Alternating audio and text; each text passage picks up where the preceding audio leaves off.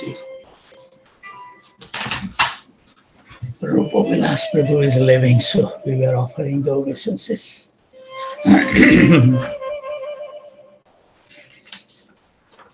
So we are reading the chapter number 21, the second volume of Krishna book. The chapter title is The Battle Between Salva and the member of the Yadu dynasty.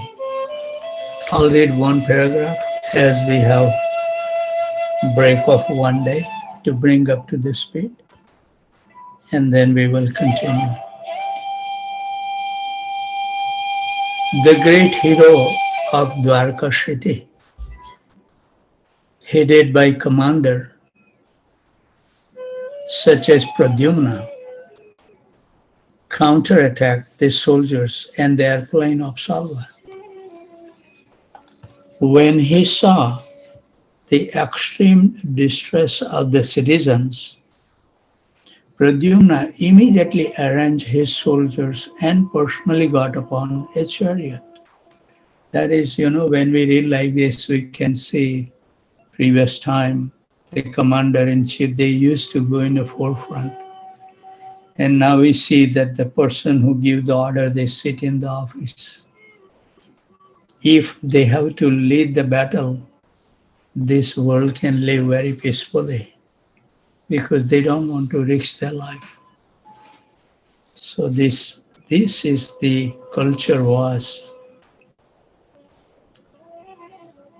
So Pradyumna immediately arranged his soldiers and personally got upon a chariot, encouraging the citizen by assuring safety. Following his command, many warriors like Satyaki, Charudesna, and Samba, all young brothers of Pradyumna, as well as Akrura, Krutavarma, Bhanubinda, Gada, Shuka, and Sarana, all came out of the city to fight with Salva. All of them were great fighters. Each one could fight with thousands of men. What the strength they have. All were fully equipped with necessary weapons and assisted by hundreds and thousands of charioteers, elephant, horses, and infantry soldiers. Fierce fighting began between the two parties, exactly as was formerly carried on between the demigod and the demons. The fighting was very severe, and whoever observed the fierce nature of the fight felt his hair stand on end. So now we will continue. Pradyumna immediately counteracted the mystic demonstration occasioned by the airplane of Salva, the king of Shobha.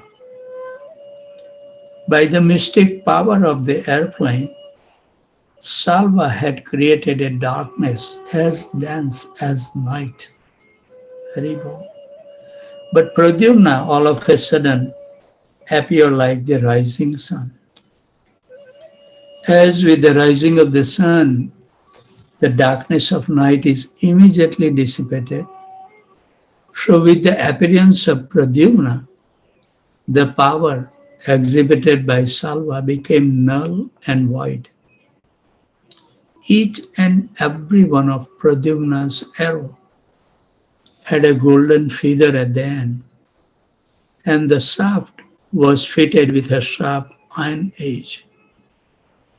By releasing 25 such arrows, Pradyumna severely injured Salva's commander-in-chief.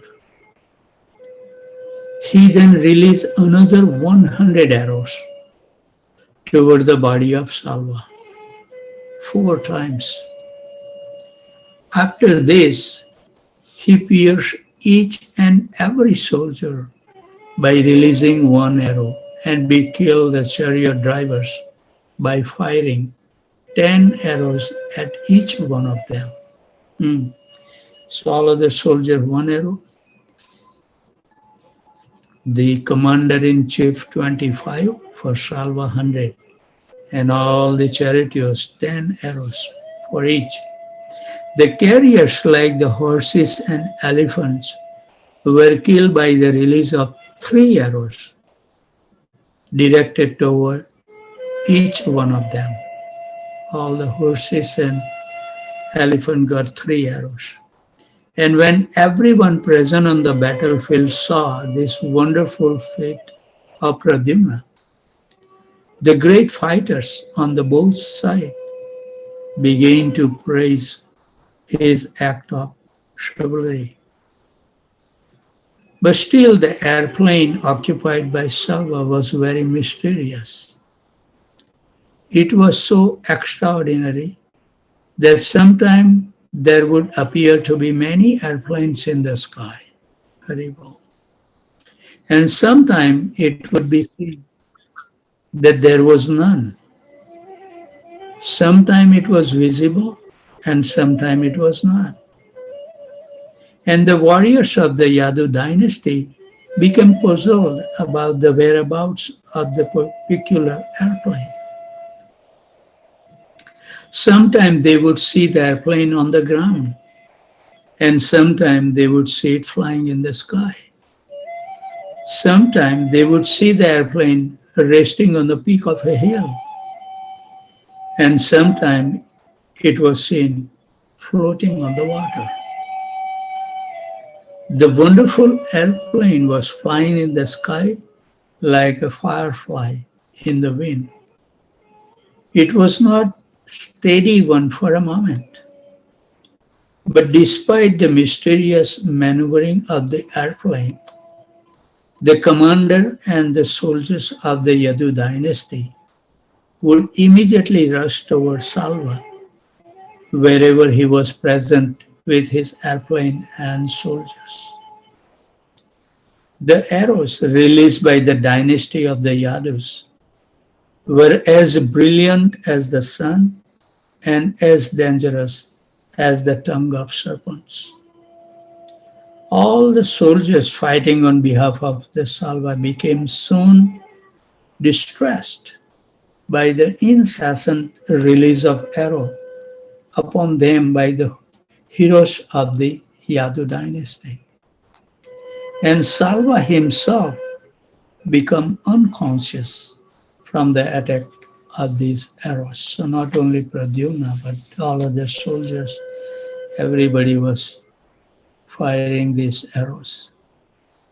The soldiers and the fighters fighting on behalf of Salva were also very strong, and the release of their arrow also harassed the heroes of the Yadu dynasty.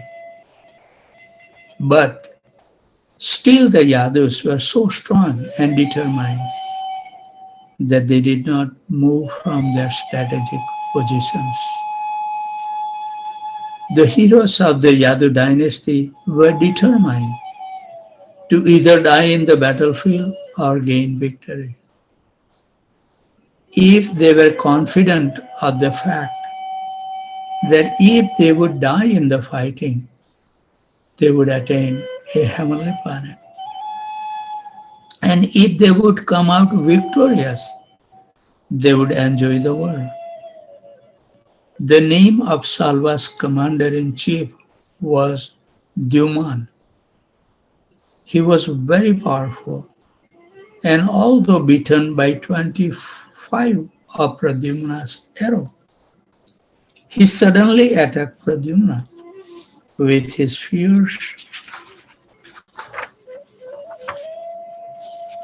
club and struck him so strongly that Pradyumna became unconscious. Immediately there was roaring. Now he is dead. Now he is dead. The force of the club on the chest of Pradyumna was very severe, enough to tear asunder the chest of an ordinary man. Pradyumna's chariot was being driven by the son of Daruka, According to the Vedic military principles, the chariot driver and the hero on the chariot have to cooperate during the fighting. As such, it was the duty of the chariot driver to take care of the hero on the chariot during the dangerous and precarious fighting on the battlefield. Thus, Daruka removed the body of Pradyumna from the battlefield. 2 hours later, how much our, this, our scripture is so thorough, all the details. 2 hours later, in a quiet place, Pradyumna regained his consciousness. And when he saw that he was in a place other than the battlefield, he addressed the charioteer and condemned him. That's the spirit of a Kshatriya. So now the Pradyumna is speaking to his charioteer. Oh, you have done the most abominable act. Why have you moved me from the battlefield? My dear charioteer, I have never heard that anyone in our family was ever removed from the battlefield. None of them left the battlefield while fighting. By this removal, you have overburdened me with a great defamation. It will be said that I left the battlefield while fighting was going on. My dear charioteer, I must accuse you. You are a coward and emasculator. Tell me, how can I go before my uncle Balram and before my father Krishna? And what shall I say before them? Everyone will talk about me and will say that I fled from the fighting place. And if they inquire from me about this, what will be my reply? My sister-in-law will play jokes upon me with sarcastic words. They will say, my dear hero, how have you become such a coward? How have you become a Anuch, A-U-N-U-C-H. Haribo. Somebody can look into the dictionary. That's the first time I read that word, E-N-N-U-C-H. Means it should be something like a coward, similar to that. How have you become so low in the eyes of the fighter who opposed you? I think, my dear charioteer, that you have committed a great offense by removing me from the battlefield. Unquote. So the charioteer of the Pradyumna replied as follows. My dear sir, I wish a long life for you. I think I did not do anything wrong, as it is the duty of the charioteer to help the fighter in the chariot when he is in a precarious condition. My dear sir, you are completely competent in the battlefield activities. It is the mutual duty of the charioteer and the warrior to give protection to each other in precarious condition. I was completely aware of the regulative principles of fighting, and I did my duty. The enemy of Ace sudden struck you with his club so severely that you lost your consciousness. You were in a dangerous position, surrounded by your enemies. Therefore, I was obliged to act as I did. Unquote. Thus end the Bhaktivedanta purport of the second volume, 21st chapter of Krishna, the battle between Salva and member of the Yadu dynasty. So we continue the chapter 22, the deliverance of Salva. After talking with his charioteer, the son of Daruka, Pradyumna could understand the real circumstances, and therefore he refreshed himself by washing his mouth and hands. Arming himself properly with bows and arrows, he asked his charioteer to take him near the place where Salva's commander-in-chief was standing. During the short absence of Pradyumna from the battlefield, Human, Salva's commander-in-chief, had been taken over the position of the soldiers of the Yadu dynasty. By appearing in the battlefield, Pradyumna immediately stopped him and struck him with 8 arrows. So perfect information. Huh? With 4 arrows, he killed his 4 horses. With 1 arrow, he killed his chariot driver. And with another arrow, he cut his bow in 2. With another arrow, he cut his flag into pieces. And with another, he severed his head from his body. What a detailed information, huh? Nice to meditate. On the other fronts, heroes like Gada, Satyaki, and Samba were engaged in killing the soldiers of Salva. The soldiers who were staying with Salva in the airplane were also killed in the fighting, and they fell into the ocean. Each party began to strike the opposite party very severely. The battle was fierce and dangerous and continued for 27 days without stop. While the fight was going on in the city of Dwarka, Krishna was staying at Indraprastha along with the Pandavas and King Yudhishthira. This fighting with Salva took place after the Rajasuya Yagna had been performed by King Yudhishthira and after the killing of Shishupal. When Lord Krishna understood that there was a great danger in the city of Dwarka, he took permission from the elderly members of the Pandavas family, especially from his aunt Kunti Devi, and started immediately for Dwarka. Krishna can never take the pain of his devotees, right?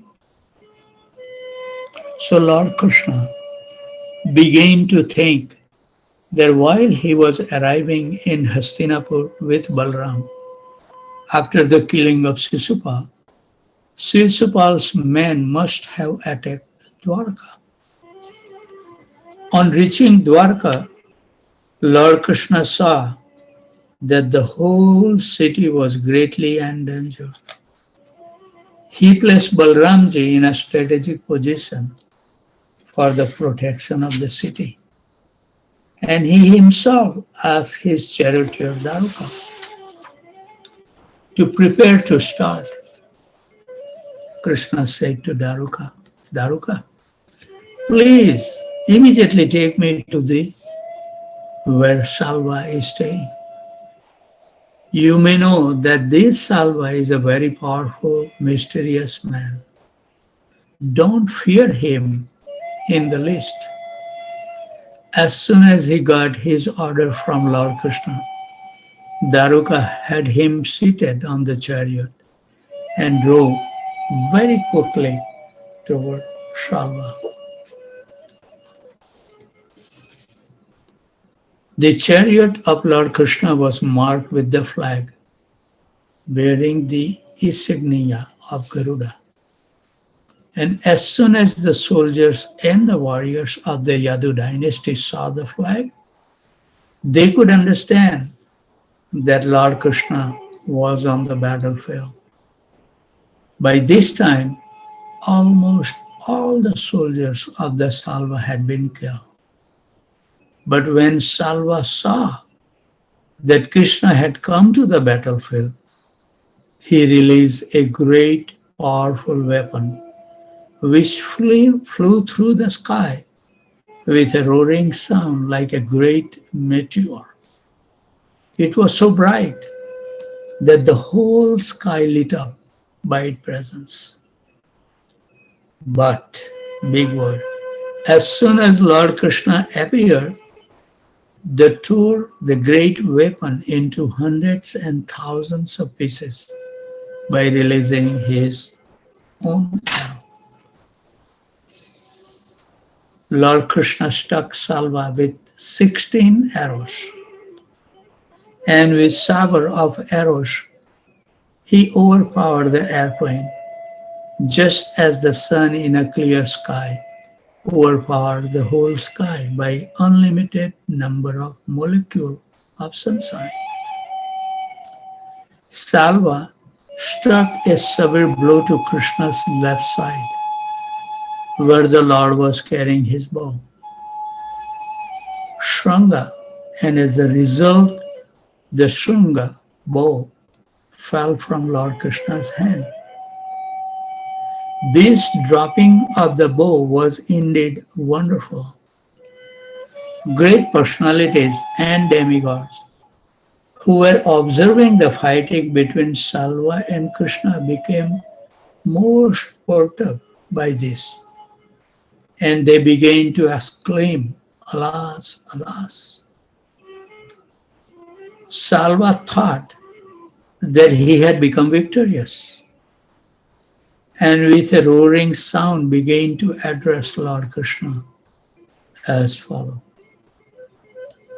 "You rascal Krishna, you kidnapped Rukmini forcibly, even in our presence.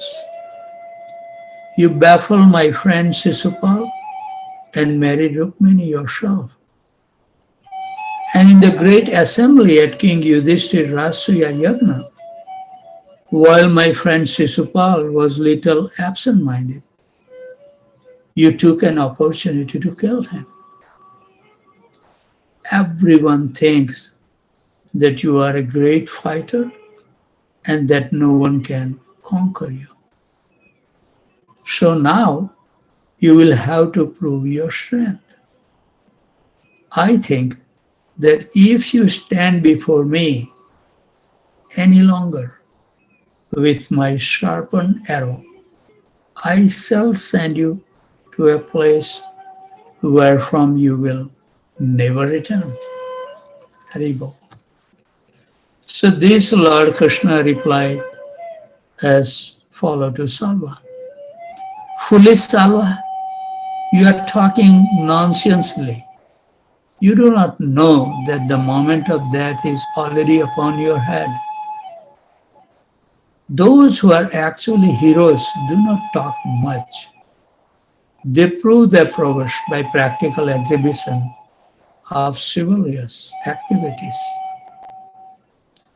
After saying this, Lord Krishna in great anger struck Salva on the collarbone with his club to severely that he began to bleed internally and tremble as if he were going to collapse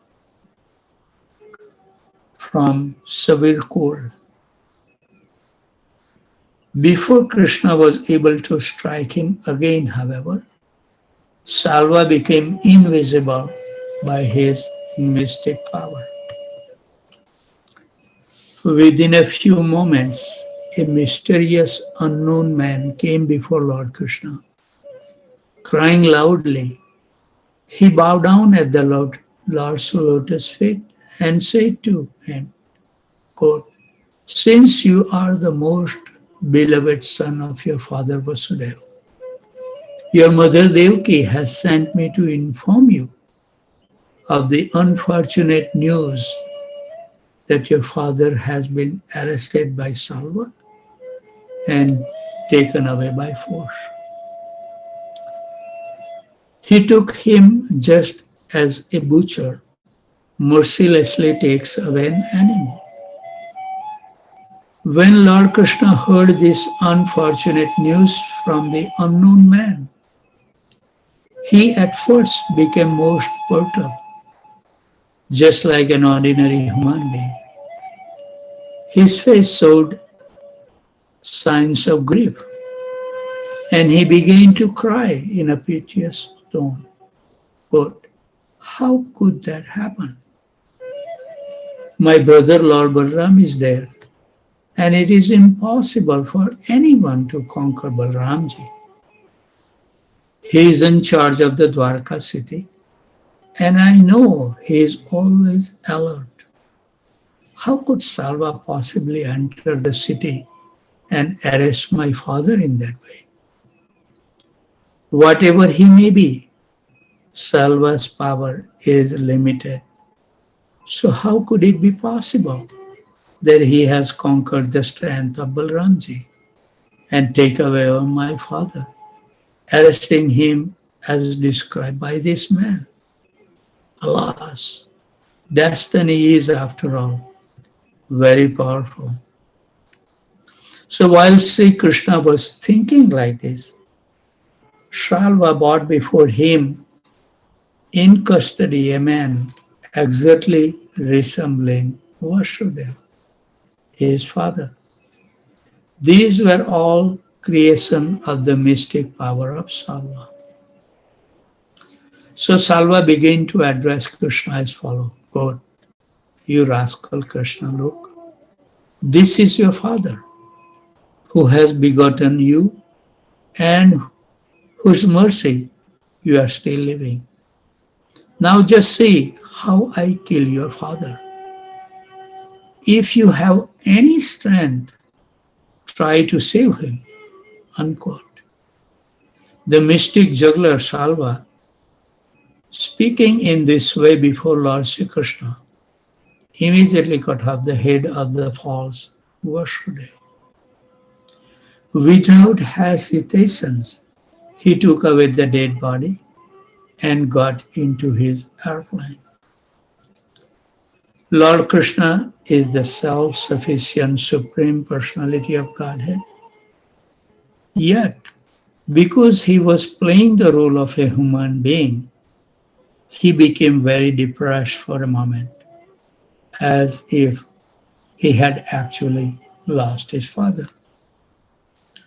But at the next moment, he could understand that the arrest and killing of his father were demonstrations of the mystic powers, which Salva had learned from the demon Maya. Coming to his right consciousness, he could see that there was no messenger and no head of his father, but that only Salva had left in his airplane, which was flying in the sky. He then began to think of slaying Salva. Krishna's reaction is a controversial point among great authorities and saintly persons. How could Krishna, the Supreme Personality of Godhead, the reservoir of all power and knowledge, be bewildered in such a way?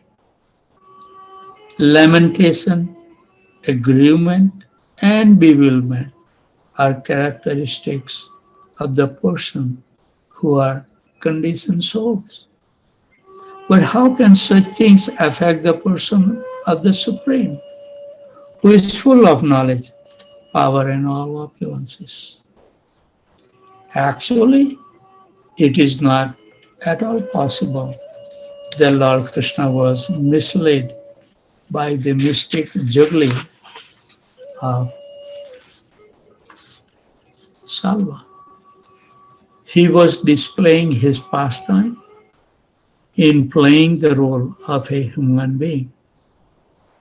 Great saintly persons and sages who are engaged in the devotional service of the lotus feet of Lord Krishna and who have thus achieved the greatest perfection of self-realization, have transcended the bewilderment of the bodily concept of life. Lord Krishna is the ultimate goal of life for such saintly persons. How then could Krishna have been bewildered by the mystic jugglery of Salva? The conclusion is that Lord Krishna's bewilderment was another opulence of his supreme personality.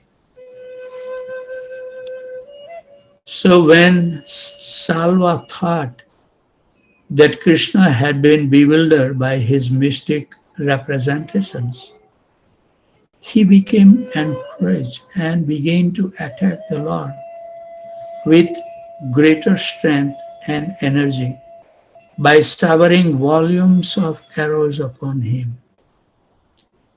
But the enthusiasm of Salva can be compared to the speedy march of flies into a fire. Lord Krishna, by hurling his arrow with unfathomable strength, injured Salva, whose armor, bow, and jewel helmet all scattered into pieces. With a crashing blow from Krishna's club, Salva's wonderful airplane burst into pieces and fell into the sea. Salva was very careful, and instead of crashing with the airplane, he managed to jump onto the land. He again rushed over Lord Krishna. When Salva ran swiftly to attack Krishna with his club, Lord Krishna cut off his head, which fell to the ground with the club. Finally, deciding to kill him, the Lord took up his wonderful disc, which was shining like the brilliant sun at the time of dissolutions of the material creation. When Lord Sri Krishna stood up with the disc to kill Salva, he appeared just like the red sun rising over a mountain. Lord Krishna then cut off his head, and the head with its earring and helmet fell onto the ground. Salva was thus killed in the same way as Vrutrasura was killed by Indra, the king of heaven. So, when Salva was killed, all his soldiers and followers began to cry, "Alas, alas!" While Salva's men were thus crying, the demigods from the heavenly planets showered flower on Krishna and announced the victory by beating on drums and blowing bugles. At this very moment, other friends of Sisupal, such as Dantavakra, appeared on the scene to fight with Krishna in order to avenge the death of Sisupal. When Dantavakra appeared before Lord Krishna, he was extremely angry. Thus ends the Bhaktivedanta purport of the second volume, 22nd chapter of Krishna, the deliverance of Salva. So I think the time has come. We should stop. Should be punctual in our practices. So with those thoughts, I would like to offer my humble obeisances at the desk of all wonderful Vaishnavas and Vaishnavis. They help us to keep our practice fixed. Those devotees who take the austerity every day from Houston, from Fresno, Pratibha Mataji joined today. So, New Hampshire, Aurora, Illinois, New York, New Jersey, Virginia, Boston, Boise, Atlanta, Phoenix, Tempe, Austin, College Station, San Jose, Portland, Dallas, Detroit, Chicago, Naperville, Philadelphia, Charlotte, Baltimore, Baton Rouge, Alachua, Orlando, Sanford, Jacksonville, Loganville, Georgia, Maine, Ottawa, Toronto, Pondicherry, Bangalore, and Pickering. Thank you very much. Vanchakalpatarubhasya Kripa Sindhu Bhayavacha Patitanam Pavanebhyo Vaishnavebhyo Namo Namaha. So thank you very much. I will have to end the session.